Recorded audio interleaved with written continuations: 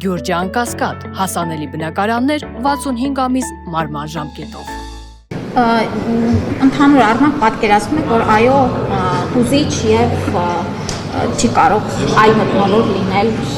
մեր անհետ կորածների, զոհվածների հետ կապված հարցերի քննարկումները։ Ես կարծում եմ, որ ուրեմն պարոն Նազարյանը իրավունք ուներ արտահայտելու իր տեսանկյունը եւ խոսելու թեմայից առանձնահատուկ կերպով, հասկանալով, որ նրա որդին եւս զոհվել է,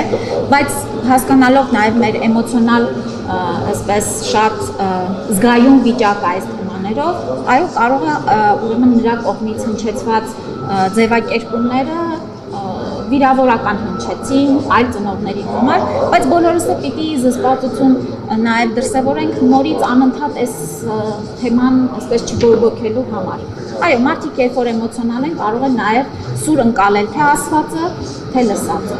Իսկ ներողություն, դուք անձամբ այդ օրը ելույթ ունեցաք, ձեր կատարած աշխատանքը ներկայացրեցիք ծնողներին։ Այո, ես ունեցա զեկույց եւ իհարկե հարցերի պատասխանեցի։ Իսկ ինչ կասեք ծնողները եւ 7.5 ժամ քննարկումից հետո, երբ դուրս եկան նիստերի դահլիճից, անձամբ ես հարցեր եմ ուղղել հարգելի ծնողներ, երկրորդ հանդիպումն է, ինչ գնահատական կտակ այն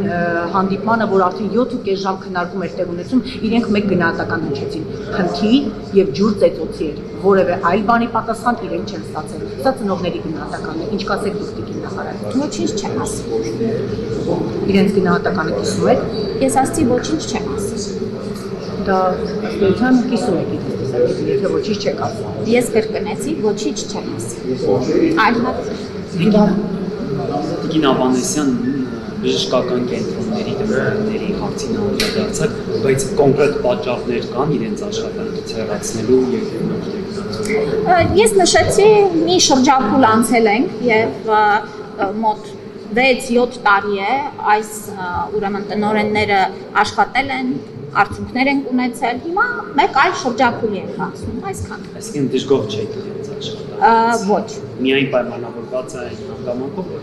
աշխատել են որոշ շրջան, հիմա փոփոխության կարիք կա։ Այո։ Դա նաև մարզային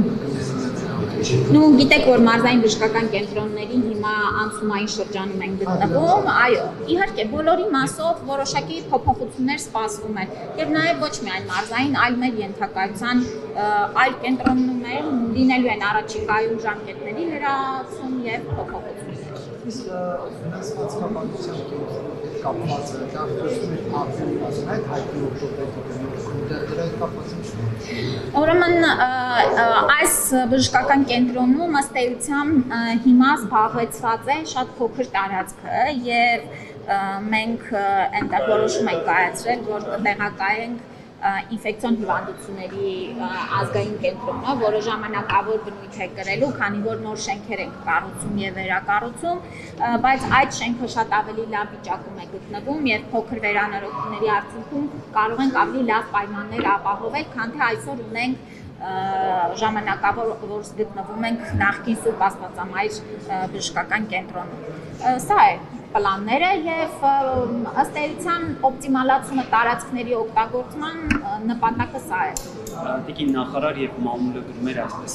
կոչված շնորհակալության ֆոնդի մասին, դուք տեղյակ եք այդ բժշկական կենտրոնների մարդիկ նման ֆոնդեր գործել են եւ օրենքի խախտում համարում եք, անգամ խոսում էր, որ հարկվել է։ Կարծեմ պետական վերահսկողական ծառայությունը իր հանրային նաեւ տեղեկատվական ձևաչափով ներկայացրել է ավել բան չունեմ ասել։ Անընդունելի համարում եք այդ ֆոնդերը։ Ես ասեցի, պատասխանեցի ձեզ, մեր պետության ընդհանուր մոտեցումը ՊՎԾ-ն արդեն հայտնել է։